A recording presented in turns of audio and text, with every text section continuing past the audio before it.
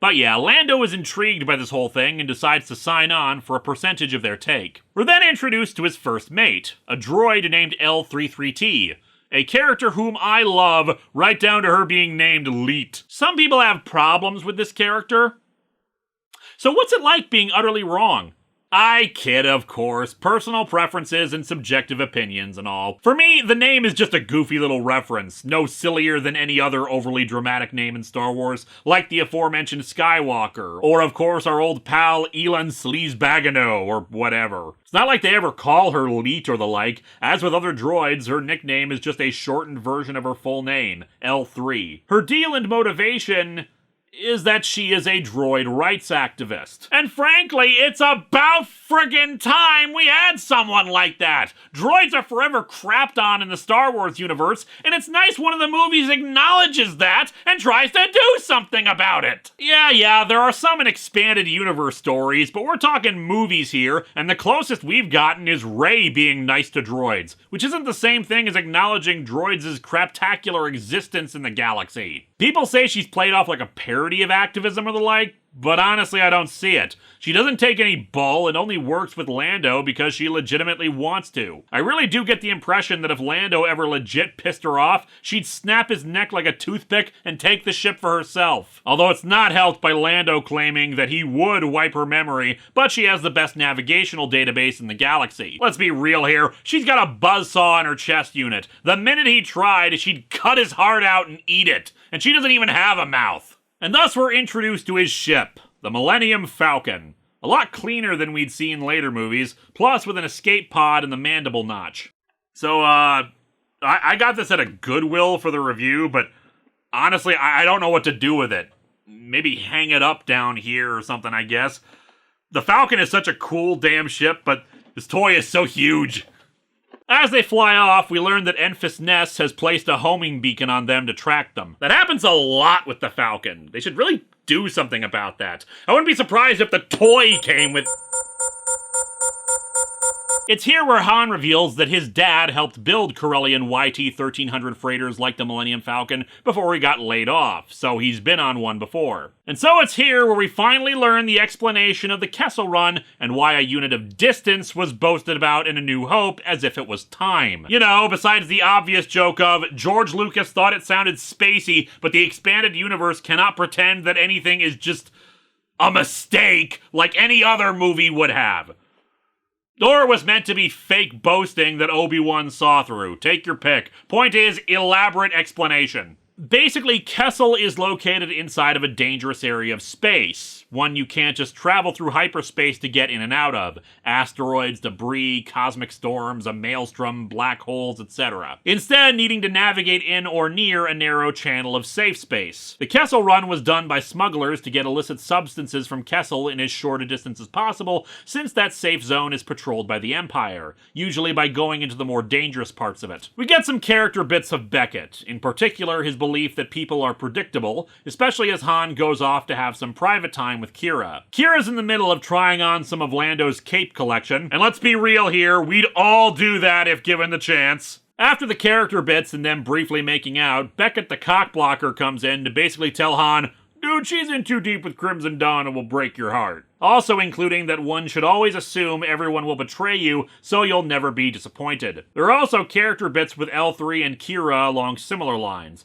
implying that she and Lando play cards together, as it were. Anyway, let's get to the heist. Kira claims to be a representative of a trade group offering slaves for spice in the mines, with Han and Chewie acting as the slaves. She slips Han the dice for luck while the plan begins. Kira, Beckett, and L3 handling negotiations, while Han and Chewie escape their bonds. They trip a security alarm, forcing the others to take out the leadership and assume control of the security office. To help create some chaos for the two, L3 releases a bunch of restraining bolts on droids and deactivates slave collars for those working the mines, basically creating a little revolt. Although he's not the only one, as Chewie breaks off to go free some Wookiee prisoners. Han is at first annoyed because they need to stick to the plan, but he gives him a weapon to help and says he hopes to see him around. This is the kind of thing we needed more of. Han's not interested in freeing the slaves or stopping the spice mining or anything. He's got his eye on the prize. But he'll give a friend something to help their chances for their own goals. While Han starts loading up the coaxium, we cut over to Lando and the Falcon. The Calrissian Chronicles. Chapter 5, continued. We are supposedly getting a Lando series in the future on Disney+. It better be called The Calrissian Chronicles. Otherwise, what's the point? Spotting the mass breakout in progress, Lando heads out to go protect the ship and help everyone get out. Han runs into some more guards on the way out with the coaxium, but fortunately, Chewie returns with some buddies to help speed things along. They get back to the Falcon, but L3 gets hit repeatedly during the escape. Lando runs and retrieves most of her upper body as they head out. Han takes the controls, but there's a Star Destroyer in their way, no doubt having been summoned because of the revolt. And I've got to say, both the comic and the movie do a spectacular job of making it terrifying. The Star Destroyer releases some TIE fighters to go after them, so Han quickly turns the ship around. Lando says that with all this, they don't have time to get to the refinery before the coaxium explodes. As such, Han says they have to find a faster route, which Lando balks at because you can't make the Kessel Run in less than 20 parsecs. Han's suggestion: fly into the maelstrom itself, which is a stupid and insane idea. He then, however, suggests hooking L3's neural core into the Falcon. Her special navigational database should be able to chart a shorter course out. The TIE fighters follow and continue the attack, though eventually they manage to peel them all off. One bit the comic left in that wasn't in the movie is that when the Falcon gets struck by lightning, everyone's hair, including Chewie's, goes poof. Probably a good cut. It's amusing and all, but a little too silly, especially when they enter a dark area and, when they turn on the lights, they're confronted by some kind of massive, multi-eyed hell beast. Now being chased by the massive creature, they find a huge gravity well that's part of the maelstrom. They eject the escape pod towards it and the creature flies after it, getting caught in the gravity well too. Oh hey, it turns out this is a prequel to Hellstar Ramina too. L3 manages to find a way out of the maelstrom, but they're using all their power to not get sucked into the gravity well themselves. Using some of the coaxium, they get enough of a kick to escape and reach the refinery on the planet Savareen. The Falcon crash lands, having taken quite a beating, much to Lando's eternal annoyance. He wants his share of the coaxium. And then, I don't ever want to see you again. Never? Not unless you bring a hot princess with you. Feeling lonely? No, I just need someone to finance the Calrissian Chronicles. Self-publishing is the way to go these days, Han. While they wait for the coaxium to be refined, Han talks with Kira about maybe hooking back up with him once they get paid, but Kira says she can't. She owes Voss too much. We also attempt to get some character development with Han claiming that he's an outlaw, but that Kira knows he's really the good guy. And yeah, no. Again, it just doesn't work for Han. We'll talk about it some more at the end. In the meantime, Enfys Nest arrives. Han tries to bluff and claim that he's got reinforcements in the Falcon ready to come at his signal, but I guess Lando saw what was going on and decided to cut his losses, flying the ship off instead. Beckett and Kira step up, pointing out that Crimson Dawn is on its way, and that they'll be here by the time the coaxium's refined, hoping for a compromise without so much killing. However, the leader of Enfys Nest, which I guess is not the name of their group, just their leader, takes off their helmet to reveal a young girl. She explains that, once upon a time, a band of mercenaries came to a peaceful planet and kept raiding the people who lived there for supplies. The people eventually fought back, but the mercenaries retaliated by cutting off the tongues of every person there. The mercenaries transformed into Crimson Dawn. Enfys' group was formed not as just everyday pirates, but specifically to combat Crimson Dawn for all the terrible things they've done. They ask our heroes not to give Voss the coaxium, that they'll just use it to brutalize system after system while being allied with the Empire. She wants to use it to help fight back against Crimson Dawn and the syndicates. And here's where we get, again, what I feel is out of character behavior for Han. He tells Beckett he doesn't think they can give the coaxium to Voss. You joining the cause, Han Solo? I'm just trying to make it out alive. Yeah, except your reasoning for doing so is to help Enfys and try to prevent Crimson Dawn from getting the resources. This is not avoiding a fight or trying to get out alive. It's actively deciding morality forbids me from helping evil people acquire more power and wealth. Han has a plan, but Beckett doesn't think it'll work, so he's skipping out. If by some miracle you make it out of here, find me on Tatooine. What's on Tatooine? Heard about a job. Big shot gangster putting together a crew. Okay, that really seems to be implying that this leads into the events that occur right before A New Hope for Han, but I hope that wasn't the implication, since this is supposed to be like a decade before then. I mean, sure, he could be working for Jabba for that long and built up a rapport during that time, but it just seems like a weird reference to throw in when Han should be going around the galaxy doing jobs and not just the place we know he ends up. Anyway, the yacht arrives according to this caption, I've gotten his name wrong the whole time. It's Dyden Voss. I look forward to the EU explanation that he goes by both names. They tell Voss that Beckett died saving Han's life on Kessel. Voss demands to see the coaxium for himself. It's magnificent. How'd you do it? Wasn't easy. No, I mean, how'd you do it? It looks exactly like the real thing. Cosplayers, man. Never underestimate their craftsmanship. Voss reveals Beckett, who spilled the beans about the plan. Come on, don't look at me like that. You weren't paying attention. I am an Imperial captain. It's just my uniform was stored in a place that had moths in it. Nearby, Voss's men have apparently already apprehended Enfys and her forces. Voss asks Kira what he should do with her in light of the betrayal. I would want to know why. If it was a moment of weakness, or something else. And then what? Then I would ask that person to prove their loyalty by sacrificing something they love. And then ask why you have red paint on your face as if they hadn't finished washing off the vision makeup before bringing you over here. However, it turns out to be a trick. Han and Kira knew Beckett wouldn't join up and indeed betray them. The real goal was to get Voss's forces off the yacht, where we see that Enfys and her group are actually normal people from the area dressed up like them, allowing the real ones to ambush them. And indeed, the canisters they have with them are the real coaxium. Realizing the opportunity before him, Beckett shoots Voss's remaining guards. But not Voss himself for some reason? Still, he has Chewie carry the coaxium with him as they leave. And thus, shootout between Han and Voss ensues, with some good banter, another fake betrayal by Kira, but wait, that's the end of the issue. The comic's not over, but wait,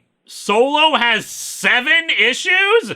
Okay, forgive me for a moment my confusion. I recall this only being a 5-issue miniseries, so when it went into issue 6, I figured I was just mistaken. I did not realize it was 7! None of the other Star Wars movie comics are this long! And look, I like the movie just fine, but this gets 7 issues? What the hell? When The Last Jedi's awesome throne room lightsaber battle gets reduced to 2 friggin' pages for space saving, and this okay movie gets extra length to it, something is wrong here. Ugh. Anyway, Kira, of course, kills Voss and tells Han to go after Chewie and Beckett. What are you gonna do? Well, if we give all the coaxium to Enfys, we're gonna need something to buy our ship with. I mean, you pretty much killed everyone else around here. You could just use the yacht itself as your new ship. Pretty sure it's got a stocked bar. Han leaves, but of course Kira has other plans. She contacts the head of Crimson Dawn and informs him that Beckett stole the coaxium and killed Voss, not mentioning Han at all. The guy instructs her to come to Dathomir, where they'll discuss what will happen next, and we get our big reveal. The head of Crimson Dawn is Darth Maul. Probably would have been a bigger reveal for me if I wasn't already aware of Clone Wars and Rebels and everything where he's alive. But as I've said, most people will only ever see the movies, so I'm hoping someone thought that was really cool. Although me personally, this is personal preference here, but I've always found the idea that Darth Maul survived and started his own criminal organization kind of lame. Oh sure, surviving, fine. Kinda weird that the power of hate apparently is stronger than getting cut in half, but hey, this is a series of movies about space wizards. Weirder things have happened. But this quiet, dark warrior who has all that hate to survive death, seeking revenge on those who have wronged him, not just the Jedi, but Palpatine as well, and what he does with his second chance is start a mafia syndicate. It just seems so petty, so small. Sure, a Sith needs to build a power base and all, but I don't know, it just seems so beneath him to me when his aspirations are supposed to be so grandiose. I'm probably in the minority on this, like so many other Star Wars opinions I have. But yeah, clearly this was supposed to set up stuff for the future. Maybe more Solo sequels, but that feels off when Han is supposed to not even believe in the Force or Force users or the like. Speaking of, Han somehow gets ahead of Chewie and Beckett. Beckett tells him Kira's just gonna betray him, starting to give a speech as he gets ready to pull his gun. But Han shoots him first. And you know what? That is also a very Han Solo thing to do, so kudos there, movie. Beckett tells him he was right to do so. You made the smart move, kid. For once. I would have killed you. Was even gonna say McClunky. Beckett dies and the yacht flies off, to Han's disappointment. Later, Enfys thanks him for what he's done. It's the blood that brings life to something new. Yeah, what? A rebellion. I mean, yeah, we could have had an important character in the prequels help start the rebellion, but how about instead we just have a random person introduced in this one started up? I guess. Maybe?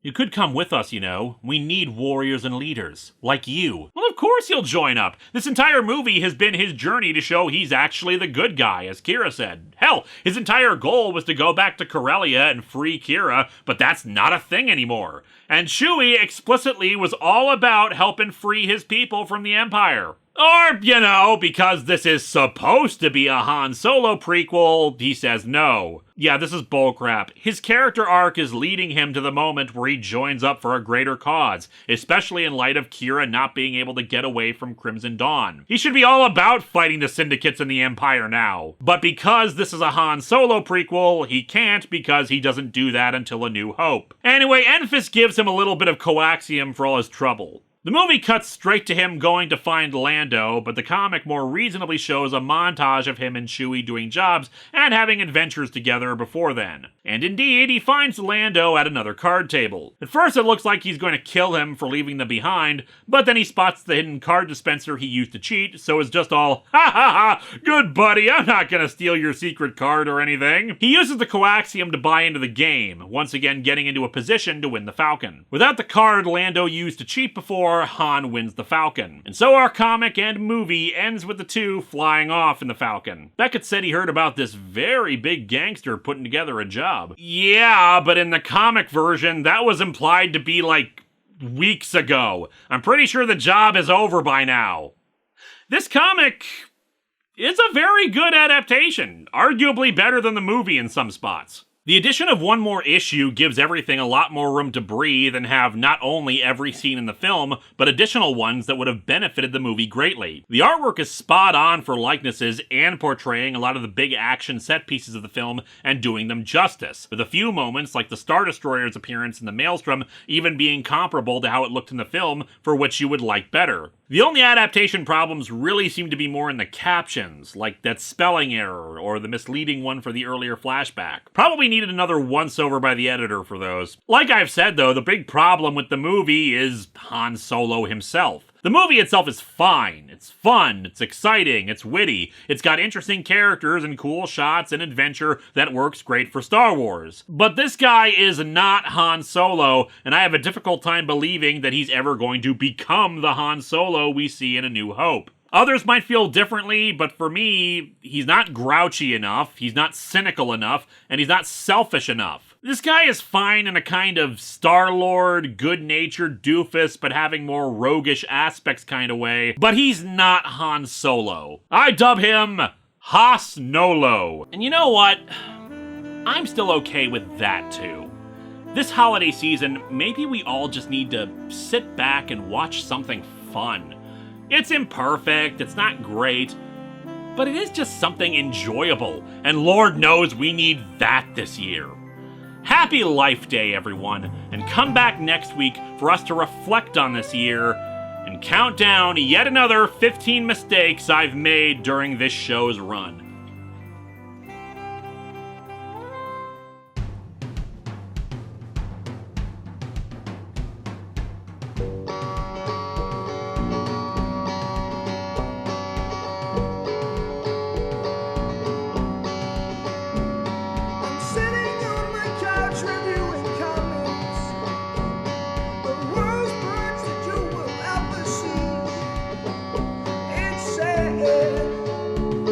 That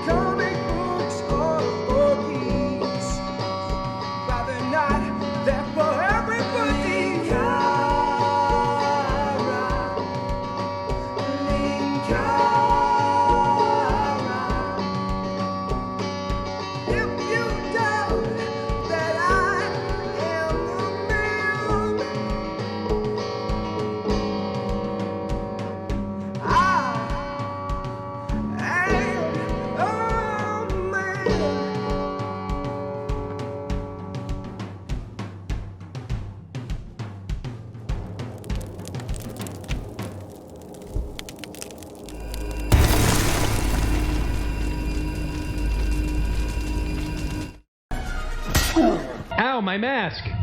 Hello my friends, please take a moment to like this video, subscribe to the channel, and click the bell for notifications on new video releases. If you'd like to support future videos, you can check out my Patreon or purchase a t-shirt via Teespring or Shark Robot. Thanks for watching!